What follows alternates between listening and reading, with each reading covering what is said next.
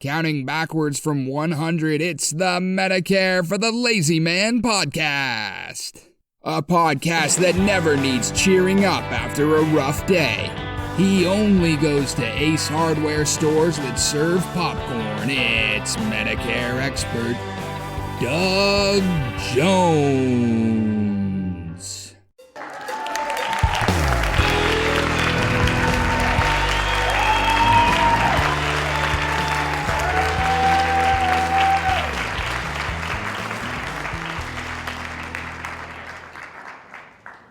Well, yes, it is. Yes, it is, Drew McMillan. This is Doug Jones, everybody's Medicare expert.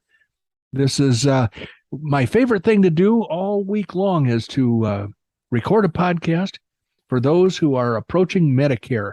And the Medicare that I'm talking about is the health insurance that people age 65 and older are forced into by the federal government. And when I say forced into, it's because many people don't know that it actually can be beneficial. If you're given the right advice from a Medicare expert, such as myself, then you will find that Medicare is probably going to be beneficial for you as well. Compared to the insurance that most people have, which I refer to as Obamacare, you're going to find that Medicare is probably going to be better coverage, probably lower out-of-pocket costs, and probably suitable for you for the rest of your life. And only the act of God or an act of Congress can screw that up. So I would like everybody to feel comfortable about crossing over into Medicare. By virtue of my book, that's where the inspiration for all of this comfort level comes from. It's Medicare for the Lazy Man, simplest and easiest guide ever. And that's on sale at Amazon.com in 4 different versions. You got your hardcover, you got your soft cover, you got your Audible book, and you got your Kindle ebook. If you want to go over to the other famous bookstore, Barnes and Noble, they have it online just in the paperback version for a very reasonable price, but it's got the pretty color illustrations. But if you're going to give a gift to somebody, I would suggest the hardcover book that you can get at Amazon.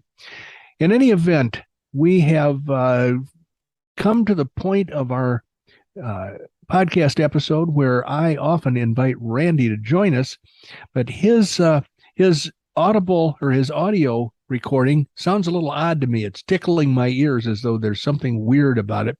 So instead of having him speak to us right away, what I would do is have him play that 30-second radio spot that we do every couple of episodes. I'm going to be quiet and expect that thing's going to be played, and then Randy's going to join us after that, I hope. Just a moment. Medicare is complicated. Medicare can be confusing. Medicare is no fun to study. Will you know what decisions to make when Medicare time arrives for you? My name is Doug Jones, and I wrote a book to help you figure it all out. Medicare for the Lazy Man. It's on sale at Amazon and BarnesandNoble.com. Also, you can download and listen to my podcast, Medicare for the Lazy Man, wherever fine podcasts are given away free of charge. Medicare for the Lazy Man, simplest and easiest guide ever. Okay. That's always what I like to hear. That radio spot never grows old. The Rolling Stones playing the music bed is it's one of my favorite instrumentals. They didn't have many instrumentals, but that's the one that I like the best. It was, I think, recorded at Chess Studios on Michigan Avenue in Chicago. Anyway, Randy, have you had a good morning so far today? I have, other than when I started having audio problems, but other than that, everything's going well. Well, your audio problem may be my imagination, too. You're going to have to listen to this recording and see whether you agree with me that you sound different than normal or whether everything's just hunky-dory. Could be my imagination. Well, chances are with technology, something unbeknownst to me has changed in the settings. Because, basically every day of my life, something in technology has, there are software updates, there's all kinds of things that can happen. So I don't doubt your listening ability at all. It's just something that I have to track down And if I sound like I'm, talking from a, like a $14 mic in a barrel, I apologize, but it's not. It's my normal mic. Well, for the benefit of the audience, I did have he and I were chit-chatting about odds and ends before the recording began, and I had a stroke of insight, and I was able to share this with Randy. I said, you know what your voice sounds like? It sounds like the guy singing Winchester Cathedral. And those of us that are of a certain age will remember the song Winchester Cathedral and how the vocal, the singer's voice came through like oh God, what is that? A megaphone. Yeah, yeah. That's kind of what it sounded like. He was holding a megaphone up to his microphone, and it had a very odd sound. And that's kind of the direction your voice has taken today as it comes through my headphones. And there's another related audio recollection. A lot of people, well, Winchester Cathedral, you and I may be the only people in the world that remember that. Oh, but boy. The other thing is a little more modern version, a little more modern take on that voice processing was there was a guy, I don't think he was a real guy. I think he was a made up guy, but Max Headroom. Oh, Remember God, him? Yes, that actor had some roles in which he was not a weird, God, what would you call the processing that went through to make him? Well, that's all it was audio processing. That's all it was. But I mean, he was some sort of an automaton, robot, something. Yeah. I don't know. He had been brought back to life after running into an overpass, and it said Max Headroom, and that's the last thing he saw because it was shorter than his height was, or something. Yeah, yeah. I mean, there's been a number of different, memorable audio things in the history, but that's probably two of them that really, how many times we've conversed and I can't remember what day of the week it is, or I can't remember what your name is, and I cannot explain this, but for some reason the actor's name has sprung to my mind. It's really? Matt Frewer. Freuer. Oh my gosh, I never knew it in the first place. But you must have some major indices going on, search indices there. Well, that just caused another fact that I really, really need to fall out of my head, and so I will at some point sound like an imbecile again. But anyway, let's kick it into gear, shall we? Let's deal with Medicare. Absolutely. I'm actually very, very I'm looking forward to seeing this episode for today because it's got some things on there that really catch my attention. Well, I'm hoping that it turns out to be a worthwhile period of time for the audience because it's the kind of thing that I have to often respond to people's requests for information by saying, I don't know. And what I often don't know is claims. Why is it that certain claim functions are a mystery? Well, I'm going to explain the claim that I encountered. It's my personal experience. I know if Ted Kennedy were still alive, he would have me arrested for sharing my personal medical history with the audience because HIPAA, the law of the land, has bullied all doctors, hospitals, and medical practitioners into having to bend over and record, to defend the privacy of everybody in the world. And that means nobody can email anything. Things have to be faxed, or things have to be mailed, or things have to be hand delivered. Nobody can use email anymore, which I think the rest of the world has decided is the most efficient way to communicate with, especially with attached files and so forth. But because it violates the tenets of HIPAA, it has become verboten to do things in the most efficient way possible. So I have, first of all, comments from so I have comments from one of my favorite clients, a gentleman named Jules. I'm not going to use his last name because he has not asked me to be exposed to the whole world. But Jules is a guy who has a great sense of humor and listens to this podcast on a regular basis. He is also bucking for Husband of the Year because I don't think his wife lives in the cold climate state I don't think she enjoys living in the cold climate state where they spend all their summers. So he allows her to live in Florida during the wintertime. And then she comes up north when the snow melts and summer returns and the birds start tweeting and so forth. So anyway, I got some correspondence from Jules recently, and he was referring to our podcast episode that had, I can't even remember, it's episode number 375. So it was just a couple of episodes ago. He said, no matter how simple or complex the podcast, you usually solve some Medicare issue or bring attention to an upcoming change in enrollment process, maybe a rag on the Advantage plans, yada, yada, yada, a nugget, a chestnut. But did podcast number 375 even mention Medicare at all? And then he has some emojis attached to this, meaning he's not angry about it, but he was curious to know why we would have a podcast episode. I think that might have been the one we talked about ambulance charges and how people of any age who are invited to ride in an ambulance may suffer a financial penalty if it's not medically necessary, if what they're going for isn't covered by insurance, and if they walk to the ambulance and climb in rather than being put on a gurney and taken to the ambulance by the crew. So these are things that I think we warned people to watch out for in that particular episode. So I answered, I said, Jules, it's always a pleasure to hear from you.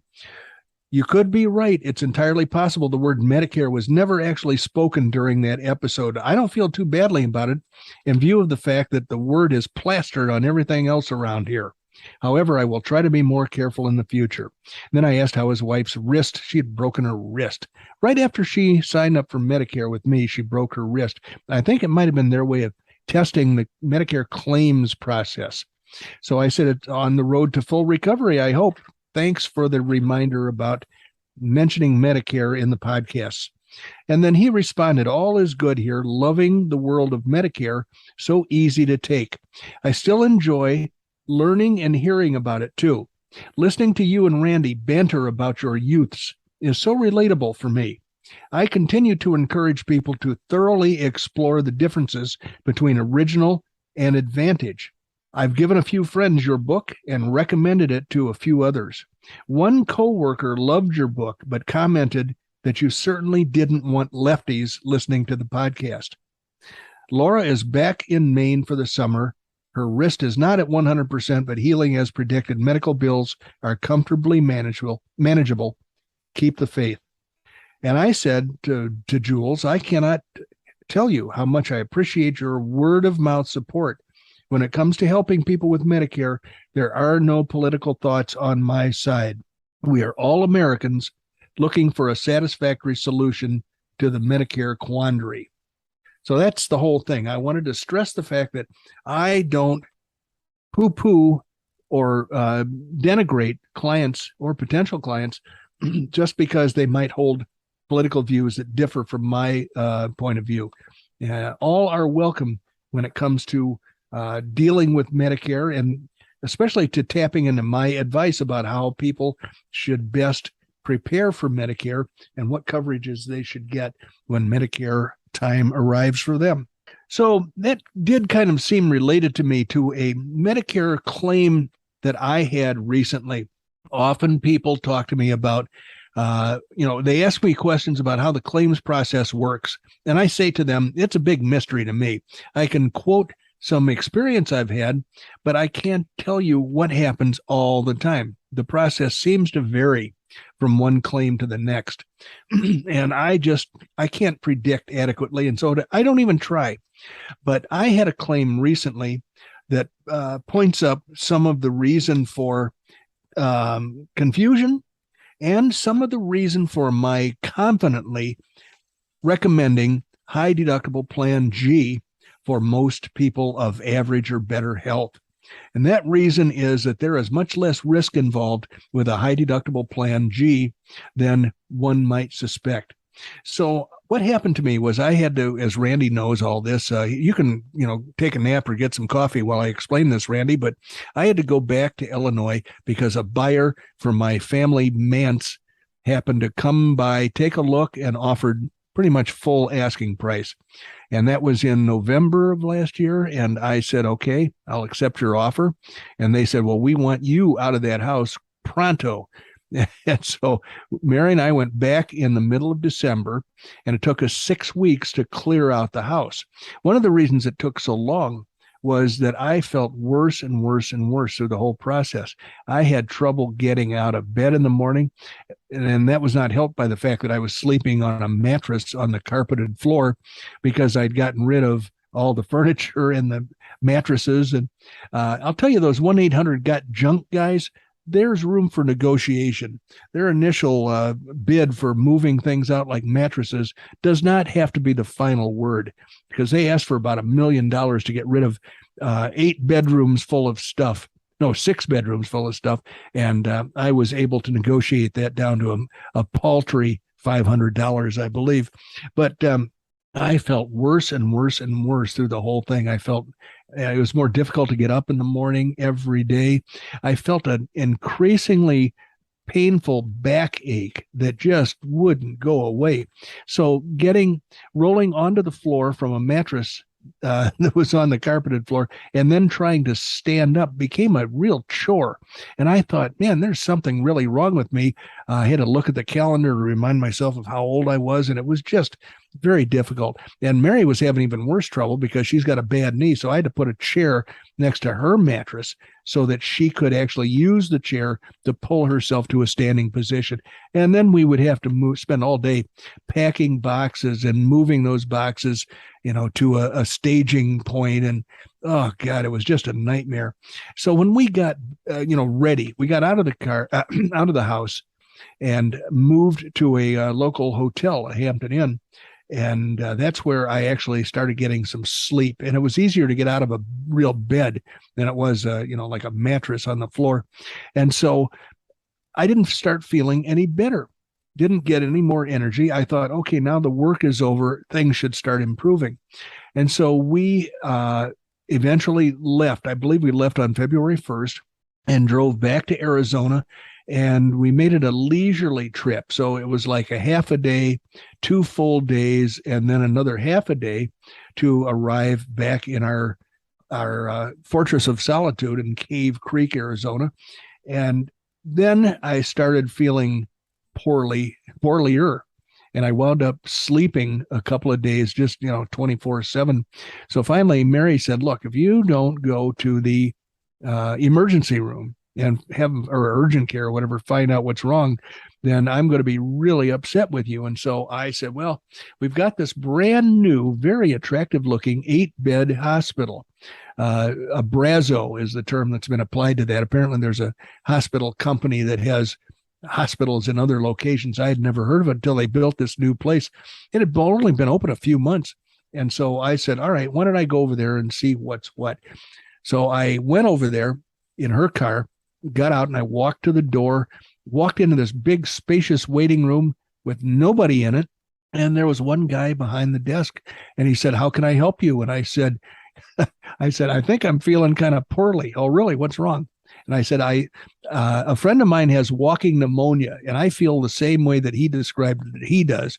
And I said, there might be other things wrong with me too. I could have lung cancer. I could have all kinds of problems, but I believe I probably have pneumonia.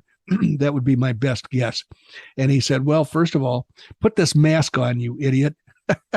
And then the next thing was, have a seat, and I will call the people that are going to take care of you.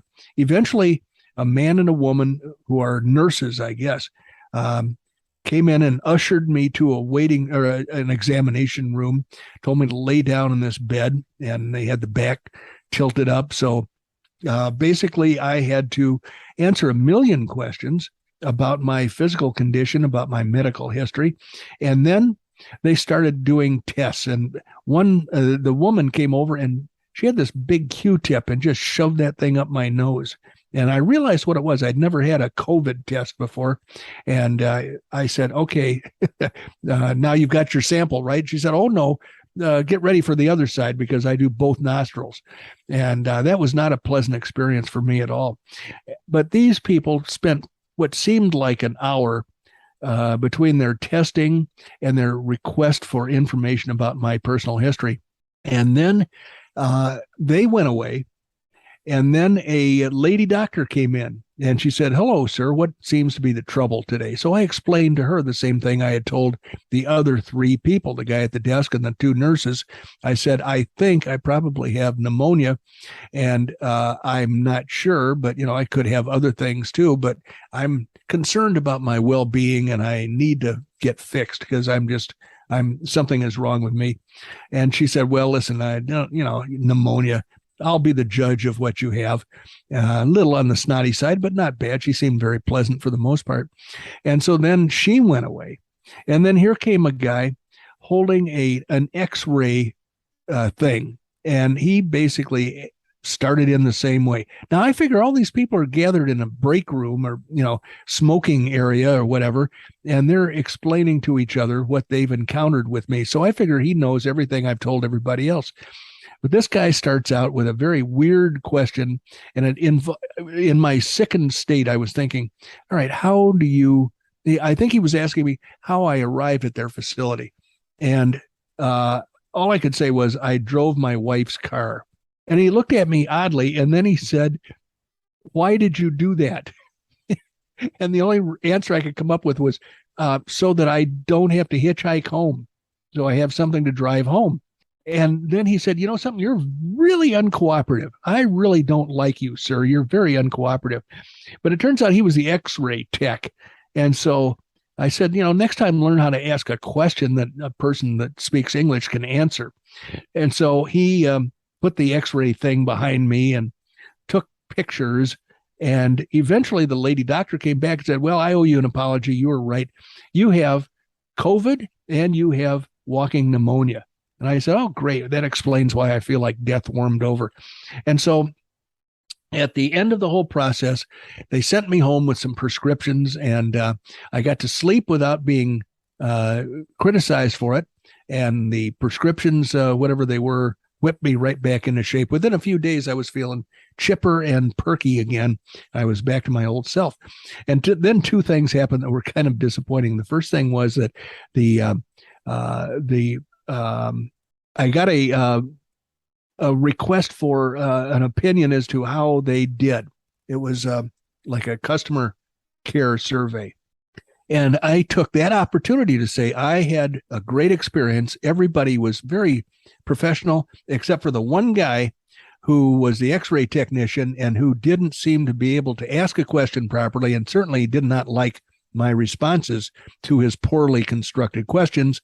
And he called me uncooperative. And I said, I'm nothing if not cooperative to everybody in this process. So therefore, I strongly object to the way his patient treatment interaction occurred. Well, it turns out they weren't even going to slap him on the wrist, because I read later that they were looking for people to staff this hospital, and they were offering signing bonuses of up to $15,000. So I don't think they were going to take my complaint and boot this guy out the door and have to go look for somebody else to pay a signing bonus to. So I'm sure that this guy never heard that I was dissatisfied with my interaction with him. Now, the other thing that happened was I got a bill in the mail from the hospital. I thought that's pretty interesting, because my understanding of Medicare bills is they don't show up for a while. So the bill arrived, and it basically said, here's a copy of what we sent to your insurance company, Blue Cross Blue Shield of Arizona. And so I called their billing office and I said, I don't have coverage from Blue Cross Blue Shield of Arizona. And they said, uh-oh, sorry, just tear that up and we'll reprocess it. And I said, by the way, I'm on Medicare, so you might want to send it to them first. And then they will send it to the proper insurance company. Okay, not a problem. We'll do that. Thanks for the advice. A couple of weeks later, I get another bill in the mail, same hospital sending me another bill. And what happened was they sent it this time, a copy of whatever they sent to Blue Cross Blue Shield of Arizona again. And I called them up and I said, why are you doing this? And they said, well, with the Blue Cross Blue Shield organization, if you send it to whatever state you're in, they figure out where it should go and they send it to the correct state. Blue Cross organization. And I said, I don't believe that for a minute.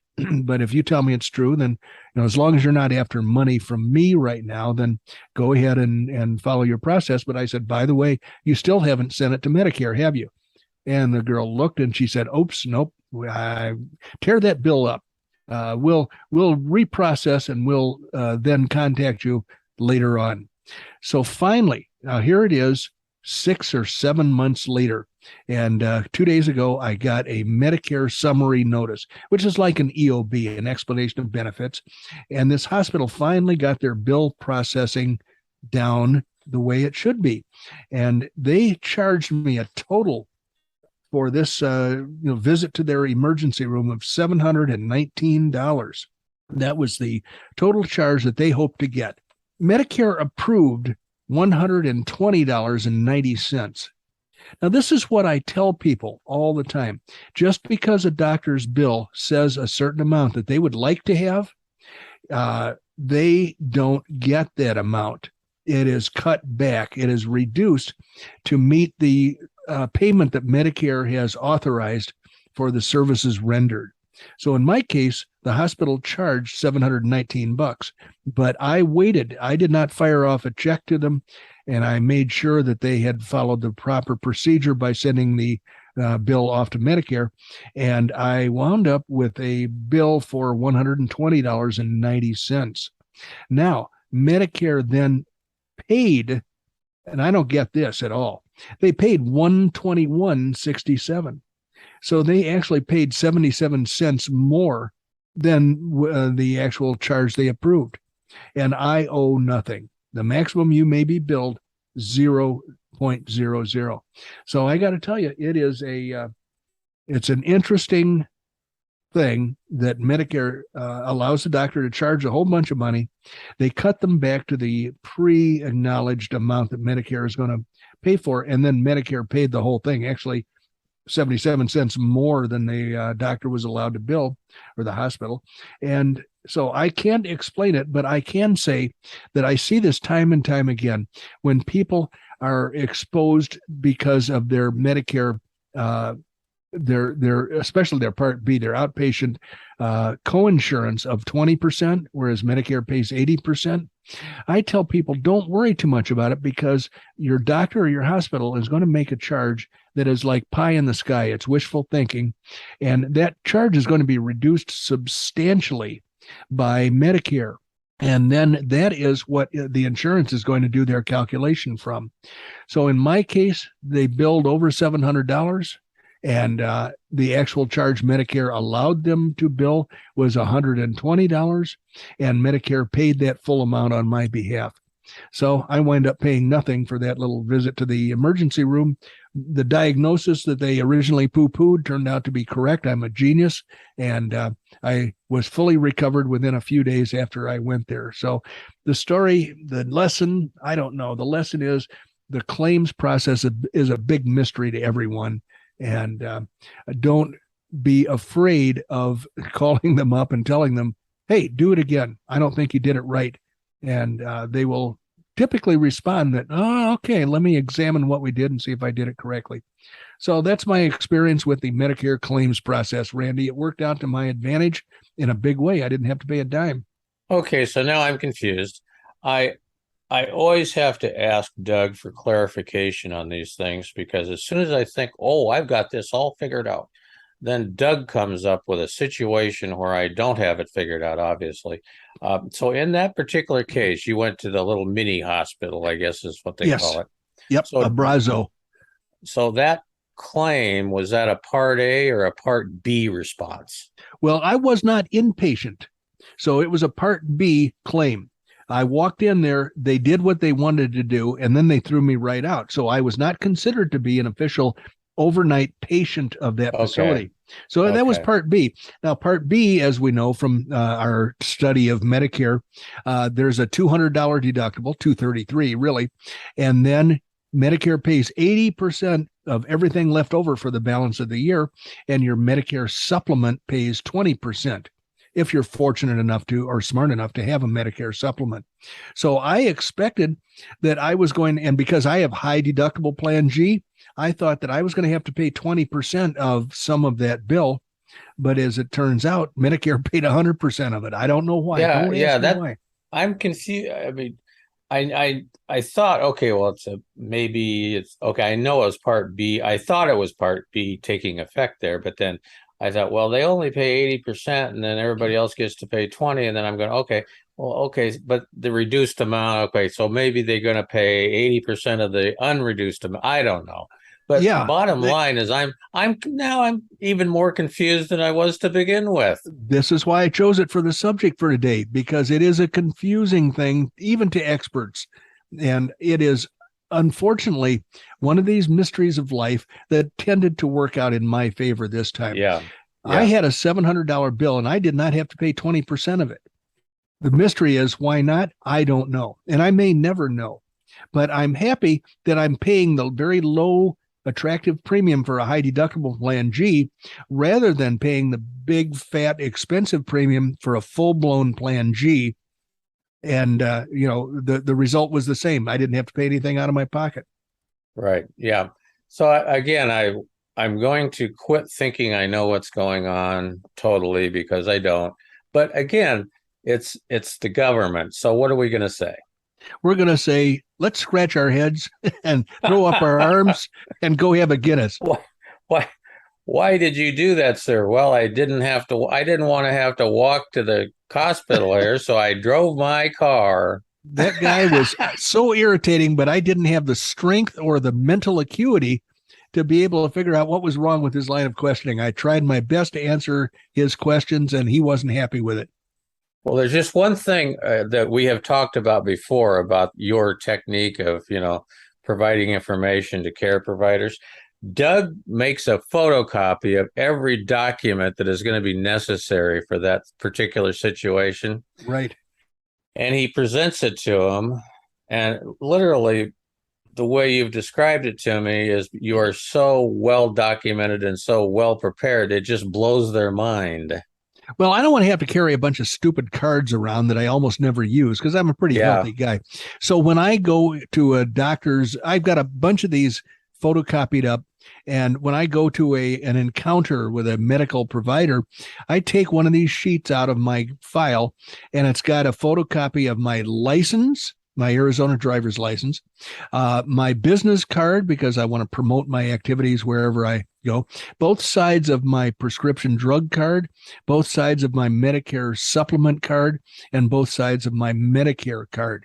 So all of that stuff is on one piece of paper. I don't have to try to dig around in my wallet to get it out or anything else. I just hand the piece of paper to the clerk. And so when I handed that piece of paper to this guy, he looked up at me with awe and reverence. Mostly awe, less reverence. But he said, "You're like the world's best patient." And I said, "Well, thank you." Until I get in touch with your X-ray guy, your X-ray, technician. Right. He's probably not the best at customer service. And the other thing I was going to tell you is that when Doug got through with that visit, for several weeks, I didn't want to tell him this, but he glowed. Okay, and I don't know what the X-ray technician did to you, but he might have given me a little extra shot. And we all know that's the same problem that occurred me to lose my thyroid gland. Well, yeah. Plus, back in the day, this is a whole nother story we'll have to bring up again on a hanging chad. Yeah, but that story about how you got into there in the first place. But long story short is I thoroughly enjoyed this whole thing. And I definitely think that people, just normal run-of-the-mill citizens like me, we benefit from the knowledge of how you handle those things. So, just to wrap it up, I'd forgotten one other little thing that happened. Okay. After I explained how I arrived in misunderstanding this guy's question, I drove my wife's car. How are you going to get home? I guess I'm going to drive it home. After that had happened, and when they were contemplating letting me go, I guess they had to figure out whether or not I was capable of driving. So this very friendly clerk from the front desk came in with a clipboard, pretended to need some additional facts from me in order to round out his file. In Yeah. reality, I believe he was interrogating me to see whether I had my poop together enough to be able to figure out how to drive a car. And because they didn't want to get sued by letting me loose and then they kill people in a horrible accident. So he asked me things like what my social security number was. Well, it was Right. on the documentation, I think, that I gave him. He asked me where I was born, Oklahoma City. He asked me what I did for a living, and I said I write silly books about Medicare. And he asked me 3 or 4 other questions, and they had nothing to do with anything except I think he just wanted to make sure that my brain was functioning properly. Right. Right. But that No, didn't occur to me until several days later. I was yeah, wondering. that's exactly what happened. They were trying to make sure that even though you had this well covered, documented life of insurance coverage, they wanted to make sure that you had all your little ducks in a row to be able to find your way home. My Oh, mental ducks. by the way, I was going to tell you when you were talking about you and Mary sleeping on mattresses. Uh-huh. I wasn't laughing because you were sleeping on mattresses. For some reason, you know how my brain works. I have the strangest operating brain in the world. Well, It took me right back to when you were going to U of A, and I just pictured you sleeping on a mattress at U of A at one of the fraternities you remember, or the fraternity you remember of. okay. Well, I got to clear this up a little bit. I belonged to a fraternity when I first went away to college in Indiana. I went to Oh, okay. DePauw University in Indiana, and I pledged Alpha Tau Omega. And I had a wonderful year being an ATO, living in the house with all the brothers and all that stuff. But I didn't make grades. They had a higher standard of grade Oh, point average. So basically, I flunked out and wound up at the University of Arizona years later after I was married. But we did sleep on mattresses on the floor there because Mary's parents said, "Hey, we're going to give you a set of mattresses. Why don't you order the mattresses you would like to have?" We didn't really have a bed. We just had mattresses. So the first place I rented for her to move into in Arizona was furnished. And she didn't like that place so much. We moved to an unfurnished, brand new apartment with a swimming pool right outside our door. But the thing was, we had to get a set of mattresses. And so we're experienced in sleeping on the floor on mattresses. Mattress sleeping. Well, there is one huge advantage to it, Doug. When You, you when you when you if you fall out of bed, when you fall out of bed, there's only maybe 11 inches to fall. when you're 50 years older, though, when you try to get out of bed, it becomes more difficult. That was Oh the problem yeah. I was having. And I didn't realize the pneumonia and the COVID together would cause me to have difficulty standing up from having gotten off of a mattress on the floor. It was just a scary, scary time. Well, just one other little piece of information I want to add to that story because it'll kind of kind of round it out well for the audience. Doug told me after he got home and he had his bout with COVID there that he was deep in the COVID fog one evening trying to send an email and he couldn't figure out how to do an attachment. Now that's hilariously funny to me because I went through the same thing. It may not be hilariously funny to everybody, but the thought of Doug Jones sitting there for a half an hour trying to figure out how to run an email, it just tickles me because I went through the same thing. Yes, kindred spirits there, aren't we? So anyway, we need to say goodbye. We've used our time up. Thank you all for joining us. We thoroughly enjoy it. I particularly enjoyed today's session because we can all relate to it. I can absolutely relate to it, and I'm sure a lot of you guys can too. So you have just spent, well, wait a minute. Did we talk about the stuff we need to say at the end? I talked about the book a little bit, but you haven't gone through your whole rigmarole. You haven't told them where I'm from. You haven't told them where to go to get the book. You haven't told them to write me once in a while. All right. Well, I need to do my job here. So we have got to sign off in our normal fashion. Get your pencil out, everybody. I promised Doug I would say this because he gets so disappointed when it doesn't happen. Write him some email at dbj@mlmmailbag.com. He looks for it every day. He's like a little kid waiting for a decoder ring. I'm telling you, you just can't believe it. And then go to amazon.com, buy a paperback, buy several.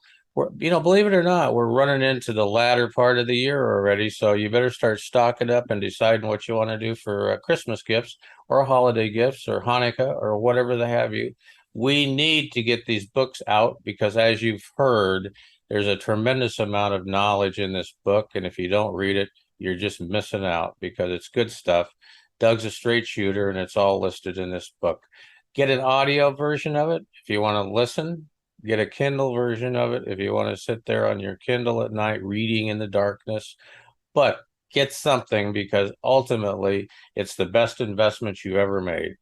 You have just spent, believe it or not, about 32 and a half minutes with Doug Jones, the anti-insurance insurance guy from Oklahoma, now residing in Cave Creek, Arizona, up in the high mountain extremes behind Cave Creek in his fortress of solitude. Bye-bye.